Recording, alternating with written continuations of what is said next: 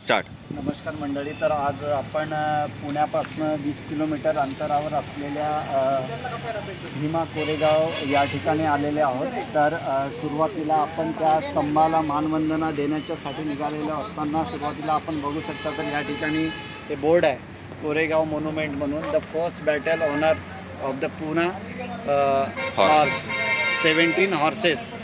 ठीक आहे. तर ज्या पद्धतीनं मी आता तुम्हाला सांगितलं की आपण भीमा कोरेगावला पोहोचलेलो आहोत, तर तुम्ही या ठिकाणी बघू शकता की भीमा कोरेगावचे स्तंभ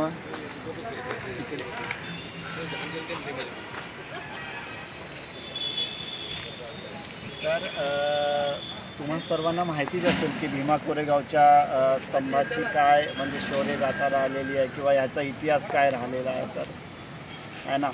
तर 1 जानेवारी 1818ला जी तर ह्या स्तंभाविषयी माहिती देण्यासाठी आपण तुम्हाला सांगत आहोत की 1 जानेवारी 1818ला ब्रिटिश आणि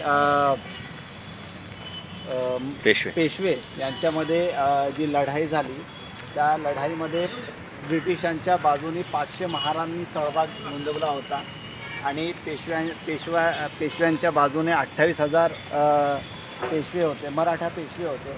तर त्या लढाईमध्ये 28,000 पेशव्यांचा 500 महारांनी त्या ठिकाणी पराभव केला आणि त्या पराभवाची एक शौर्यगाथा म्हणून या ठिकाणी ब्रिटिश ईस्ट इंडिया कंपनीने भीमा कोरेगाव या ठिकाणी त्या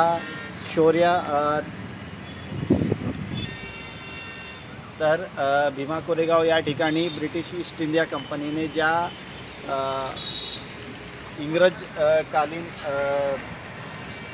सैनिकांनी आणि महार सैनिकांनी जो सहभाग नोंदविला होता तर त्यांना अभिवादन करण्यासाठी भीमा नदीच्या तीरावर भीमा कोरेगाव या ठिकाणी हा विजयस्तंभ बांधलेला आहे आणि प्रत्येक 1 जानेवारीला या ठिकाणी देशातून मोठ्या संख्येनं लोक या ठिकाणी येत असतात आणि ह्या भीमा कोरेगाव येथील जो विजयस्तंभ आहे त्याला 1 जानेवारीला शौर्य दिन म्हणून या ठिकाणी अभिवादन करतात आणि त्यांच्या पूर्वजांनी जे काही बलिदान या ठिकाणी दिलेलं आहे आणि जे शौर्य प्राप्त केलेलं आहे तर त्या शौर्याला या ठिकाणी आठवण करून त्यांना अभिवादन करत असतात.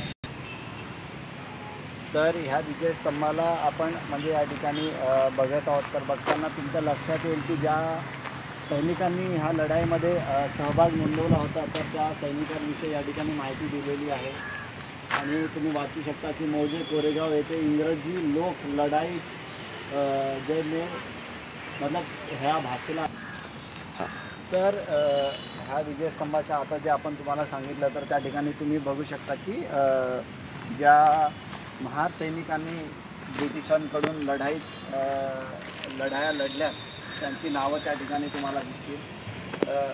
ह्या स्तंभाविषयी सांगायचं जर महत्त्वाचं झालं तर डॉक्टर बाबासाहेब आंबेडकरसुद्धा या ठिकाणी येऊन गेलेले आहेत आणि त्यांनीसुद्धा या ठिकाणी या भूमीला मतलब या भूमीमध्ये येऊन त्यांनी ह्या वीर लोकांना अभिवादन केलेलं आहे. स्टार्ट. जसं की मी आता तुम्हाला सांगितलं की हे जे स्तंभ आहे ते भीमा नदीच्या किनाऱ्यावर बांधलेला आहे. तर तुम्हाला मी तो किनारा इथे दाखवू इच्छितो.